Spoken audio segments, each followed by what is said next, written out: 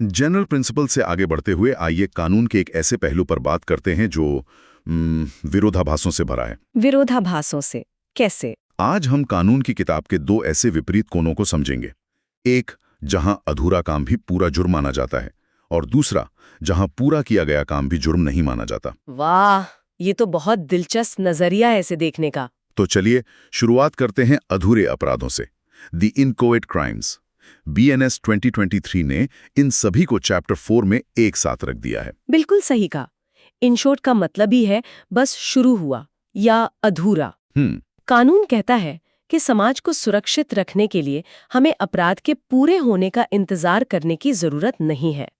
अगर किसी ने अपराध की दिशा में एक ठोस कदम उठा लिया है तो उसे वहीं रोक देना जरूरी है। अच्छा, इसीलिए भारतीय न्याय संहिता में अबेटमेंट मतलब उकसाना, हाँ। क्रिमिनल कॉन्स्पिरेसी यानी आपराधिक साजिश और अटेम्प्ट यानी प्रयत्न, इन सब को अपने आप में मुकम्मल अपराध माना गया है। अब भले ही असल अपराध हुआ हो या नहीं। बिल्कुल। तो चलिए अबेटमेंट यानी उकसाने से शुरू करते हैं। BNS के सेक्शन 45 से 60 इसी के बारे में है। सुनने में तो ये सीधा लगता है, पर क्या इसके भी अलग अलग तरीके हैं? हाँ, कानून 3 तरीकों से अबेटमेंट को परिभाषित करता है। पहला है इंस्टिगेशन। इंस्टिगेशन? हाँ, मतलब सीधा भड़काना। हाँ, किसी को सीधे सीधे भड़काना या उकसाना। जैसे A B को कहता है जाओ C को पीट कराओ, ये सीधा उकसाना है। ठीक है। दूसरा है कंस्पिरेसी में शामिल होना, मतलब किसी अपराध को करने की साजिश में शामिल होना और उस साजिश को आगे बढ़ाने के लिए कोई काम किया जाना। और तीसरा है एडिंग, यानी जानबूझकर मदद करना। ये मदद कोई काम करके भी हो सकती है या फिर कोई गैर कानूनी काम ना करके भी, जिसे हम इल्लीगल ओमिशन कहते हैं। एक मिनट, ये कंस्पिरेसी वाली बात थोड़ी कंफ्यूजिंग है। अबेटमेंट में भी कंस्पिरेसी है जी, और क्रिमिनल कंस्पिरेसी अपने आप में BNS के सेक्शन 61 में एक अलग अपराध भी है। सही। तो अगर 4 लोग मिलकर सिर्फ एक बैंक लूटने का प्लान बनाते हैं, कागज पर नक्शा तैयार करते हैं, लेकिन उसके बाद कुछ नहीं करते, तो क्या वो तभी अपराधी बन गए? और किस धारा के तहत? ये एक बहुत ही जरूरी सवाल है और यहीं पर कानून का बारीक फर्क सामने आता है। अच्छा, क्रिमिनल कॉन्स्पिरेसी, जैसा कि सेक्शन 61 में बताया गया है, उसके लिए सिर्फ 2 या ज्यादा लोगों के बीच एक गैर कानूनी काम करने का अग्रीमेंट यानी सहमति हो जाना ही काफी है। सिर्फ सहमति? हाँ, वो सहमति है अपने आप में एक अपराध है। आपके उदाहरण में जैसे ही उन 4 लोगों ने बैंक लूटने की योजना पर सहमति जताई, उन्होंने क्रिमिनल कॉन्स्पिरेसी का अपराध कर दिया। अच्छा, तो सिर्फ प्लान बनाना ही जुर्म है? ज्यादातर मामलों में हाँ, जबकि अबेटमेंट बाय कॉन्स्पिरेसी में उस अग्रीमेंट के बाद साजिश को अमल में लाने के लिए कोई एक्ट या इल्लीगल ओमिशन होना जरूरी है। मतलब कोई एक कदम उठाया जाना चाहिए। बिल्कुल। जैसे अगर उन 4 में से एक जाकर बैंक की रेकी करता है या हथियार खरीदता है, तब वो अबेटमेंट बाय कॉन्स्पिरेसी के दायरे में आएगा। तो मूल अंतर ओवर्ट एक्ट का है। एग्जैक्टली। क्रिमिनल कॉन्स्पिरेसी में इसकी जरूरत नहीं, अबेटमेंट बाय कॉन्स्पिरेसी में है। समझ गया। अब तीसरे इनकोएट क्राइम पर आते हैं, अटेम्प्ट यानी कोशिश। ये तो सबसे ज्यादा सुना जाने वाला शब्द है, अटेम्प्ट टू मर्डर। लेकिन कानूनी तौर पर तैयारी और कोशिश के बीच की वो पतली रेखा कहाँ खींची जाती है? ये शायद इस चैप्टर का सबसे जटिल और बहस वाला हिस्सा है। सिर्फ इरादा रखना या तैयारी करना अपराध नहीं है। जैसे मैंने किसी को मारने का सोचा और जहर खरीद लिया, ये सिर्फ तैयारी है, अपराध नहीं। ठीक है। अपराध तब बनता है जब तैयारी पूरी करके अपराध करने की दिशा में कोई निर्णायक कदम उठाया जाता है। इसी को तय करने के लिए सुप्रीम कोर्ट ने प्रॉक्सिमिटी रूल का सिद्धांत दिया है। प्रॉक्सिमिटी रूल, ये सुनने में तो सरल लगता है, लेकिन असल में ये कितना सब्जेक्टिव है? मतलब एक जज के लिए जो अपराध के करीब है, हो सकता है दूसरे के लिए वो सिर्फ तैयारी हो। आपका सवाल बिल्कुल सही है। ये काफी हद तक केस के तथ्यों पर निर्भर करता है। स्टेट ऑफ महाराष्ट्र वर्सेस मोहद याकूब का केस इसे बहुत अच्छे से समझाता है। उस केस में क्या हुआ था? इस केस में कुछ लोग चांदी की सिल्लियों की तस्करी करने की कोशिश कर रहे थे। उन्होंने चांदी जीप में लादी और समंदर के किनारे एक सुनसान जगह पर पहुंच गए, जहां से उसे नाव में लादकर बाहर भेजा जाना था। पुलिस ने उन्हें वहीं पकड़ लिया। तो यहाँ सवाल उठा होगा कि ये सिर्फ तैयारी थी या अटेम्प्ट? वो तो अभी नाव तक पहुंचे भी नहीं थे। बिल्कुल। बचाव पक्ष ने यही कहा कि ये सिर्फ तैयारी थी, लेकिन सुप्रीम कोर्ट ने कहा नहीं, क्यों? उनका अपनी गाड़ी में सामान के साथ समंदर के किनारे तक पहुंच जाना, जहां से अगला कदम सिर्फ नाव में चढ़ाना था, ये अपराध के इतने करीब था कि इसे सिर्फ तैयारी नहीं माना जा सकता। अच्छा, ये अपराध की श्रृंखला में एक निर्णायक कदम था। हाँ, यहाँ प्रॉक्सिमिटी सिर्फ समय या जगह की नहीं, बल्कि इरादे के अमल की नजदीकी है। यहीं से प्रॉक्सिमिटी रूल का सिद्धांत और मजबूत हुआ। बीएनएस का सेक्शन 109 वाला उदाहरण भी यही कहता है, बंदूक खरीदना तैयारी है, पर किसी पर निशाना लगाकर गोली चला देना, भले ही निशाना चूक जाए, वो अटेम्प्ट है। ठीक है, तो हमने देखा कि कैसे एक अधूरा काम भी कानून की नजर में एक पूरा अपराध हो सकता है। अब सिक्के का दूसरा पहलू देखते हैं। जी। उन स्थितियों पर आते हैं जहां एक काम जो पहली नजर में अपराध लगता है, कानून उसे अपराध नहीं मानता। General exceptions. हाँ, जनरल एक्सेप्शंस, जो बीएनएस के चैप्टर 3 सेक्शंस 14 से 44 में दिए गए हैं। इन्हें कंडीशंस ऑफ नॉन इम्प्यूटेबिलिटी भी कहते हैं, यानी वो परिस्थितियां जहां अपराध का आरोप लगाया ही नहीं जा सकता। ये एक तरह से कानून के सेफ्टी वैल्व्स हैं। लेकिन यहाँ एक जरूरी बात है ना, बर्डन ऑफ प्रूफ की। हाँ बिल्कुल, ऐतिहासिक केम नानावती केस में भी ये स्थापित हुआ था कि इन एक्सेप्शंस का फायदा उठाने का बर्डन ऑफ प्रूफ, यानी सबूत का भार, आरोपी पर होता है। उसे अदालत को यकीन दिलाना होता है जी, कि उसका मामला इन एक्सेप्शंस में से किसी एक के तहत आता है। चलिए, सबसे पहले और सबसे आम एक्सेप्शन की बात करते हैं, मिस्टेक ऑफ फैक्ट, यानी तथ्य की भूल। हाँ, जो बीएनएस के सेक्शन 14 और 17 में है। यहाँ एक मशहूर लैटिन कहावत काम आती है, इग्नोरांटिया फैक्टी एक्सक्यूजाट, इग्नोरांटिया जुरिस नॉन एक्सक्यूसेंट। इसका मतलब? तथ्य की अज्ञानता क्षमा योग्य है, लेकिन कानून की अज्ञानता नहीं। अगर कोई व्यक्ति गुड फेथ में ये मानकर कोई काम करता है कि वो कानून द्वारा ऐसा करने के लिए बाध्य है या न्याय संगत है, तो वो अपराध नहीं है। यहाँ गुड फेथ का क्या मतलब है? क्या सिर्फ नियत अच्छी होना काफी है? नहीं, गुड फेथ का मतलब सिर्फ अच्छी नियत नहीं है। कानून की भाषा में इसका मतलब है ड्यू केयर एंड अटेंशन के साथ किया गया काम, यानी पूरी सावधानी और ध्यान से। बिल्कुल। उदाहरण के लिए, एक सैनिक अपने सीनियर ऑफिसर के आदेश पर एक हिंसक भीड़ पर गोली चलाता है। उसने कोई अपराध नहीं किया, क्योंकि वो मिस्टेक ऑफ फैक्ट के तहत ये मान रहा है कि ये आदेश कानूनी है और वो इसका पालन करने के लिए बाध्य है। अगला है एक्सीडेंट यानी दुर्घटना, सेक्शन 18 में। अगर किसी से गलती से कुछ हो जाए तो? इसके लिए कानून कुछ शर्तें रखता है। वो काम दुर्भाग्य या दुर्घटना से होना चाहिए, बिना किसी क्रिमिनल इंटेंशन या नॉलेज के। और सबसे जरूरी, वो काम एक लॉफुल तरीके से, लॉफुल साधनों से और उचित सावधानी के साथ किया जा रहा हो। इसका कोई उदाहरण?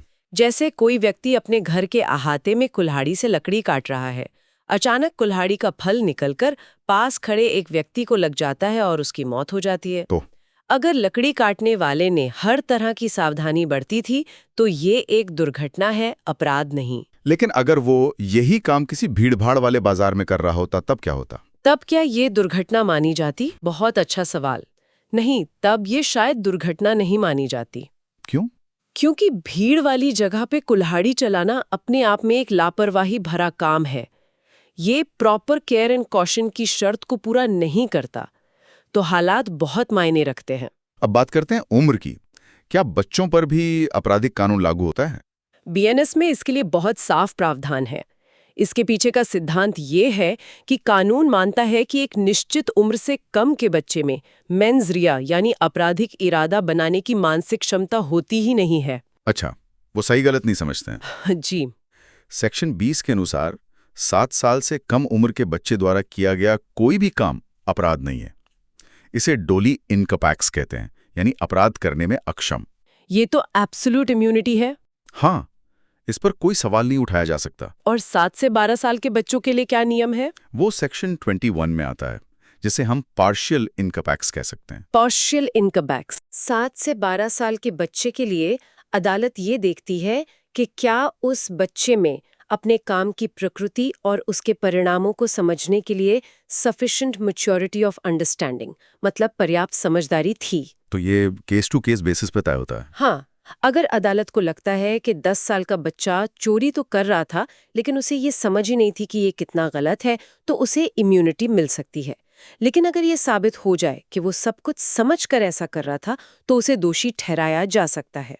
तो ये तो हुई उम्र की बात, लेकिन उन मामलों का क्या जहां एक वयस्क व्यक्ति की समझने की शक्ति किसी मानसिक बीमारी की वजह से चली जाए, मतलब अनसाउंडनेस ऑफ माइंड? बिल्कुल, ये सेक्शन 22 में दिया गया है और यहाँ मेडिकल इंसैनिटी और लीगल इंसैनिटी में फर्क करना बहुत जरूरी है। ये फर्क क्या है?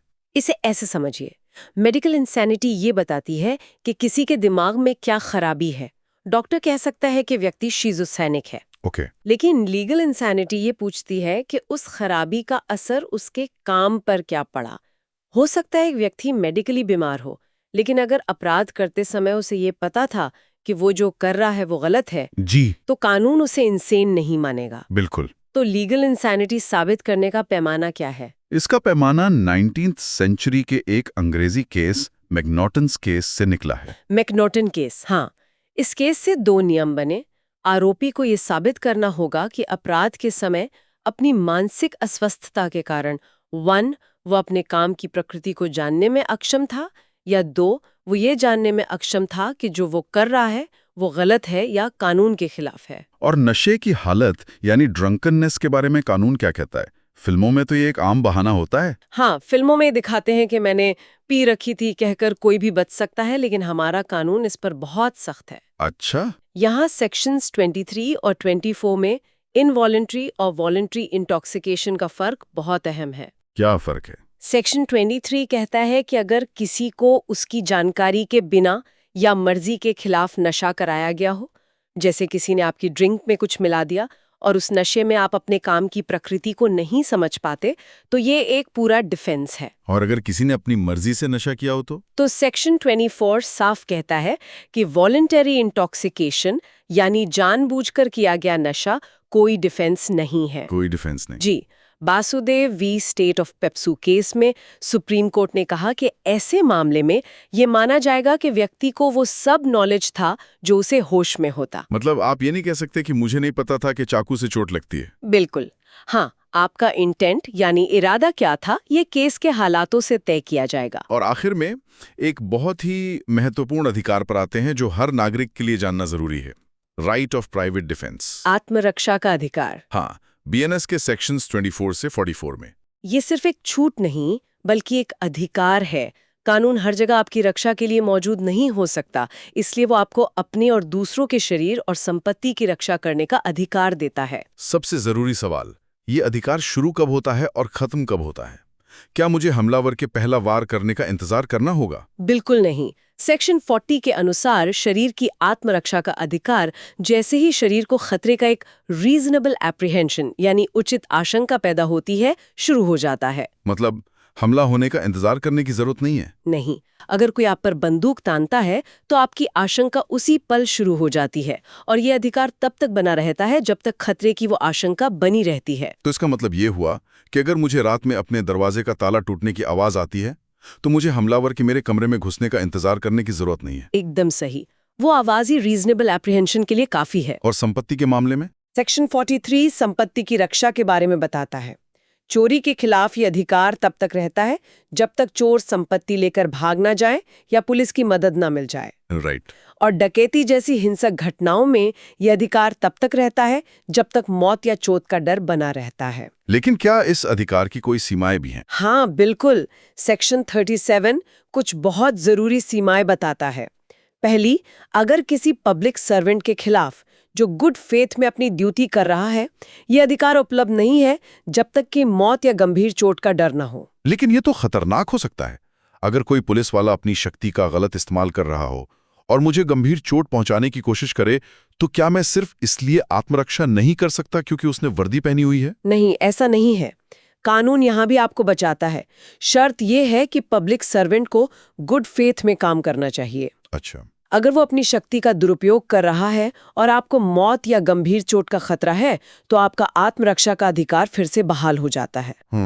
और दूसरी सीमा? दूसरी सीमा ये है कि अगर आपके पास पुलिस या सरकारी अधिकारियों से मदद लेने का पर्याप्त समय है, तो आप कानून को अपने हाथ में नहीं ले सकते। और सबसे जरूरी सीमा? सबसे जरूरी सीमा है प्रोपोर्शनैलिटी का सिद्धांत। प्रोपोर्शनैलिटी? हाँ, मतलब अनुपात। हाँ, आप आत्मरक्षा में उतना ही बल प्रयोग कर सकते हैं जितना उस खतरे को टालने के लिए जरूरी हो।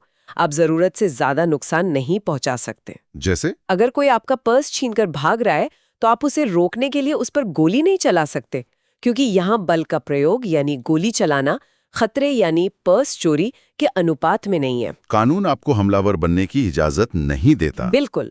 तो ये थे इनकोएट क्राइम्स और वो जनरल एक्सेप्शंस जो आपराधिक दायित्व से बचाते हैं, जिसमें प्राइवेट डिफेंस का महत्वपूर्ण अधिकार भी शामिल है। ये चर्चा दिखाती है कि कानून सिर्फ अपराधों को काले और सफेद में नहीं देखता। नहीं, बिल्कुल नहीं।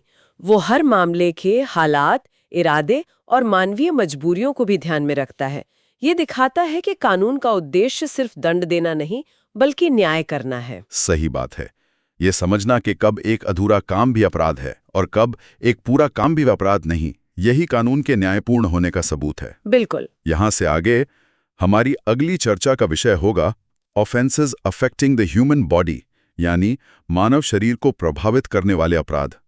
इसमें हम भारतीय न्याय विधान के सबसे प्रसिद्ध और जटिल विषयों में से एक को समझेंगे, कल्पेबल होमिसाइड और मर्डर के बीच का वो बारीक अंतर जिसने दशकों से अदालतों और वकीलों को उलझाए रखा है।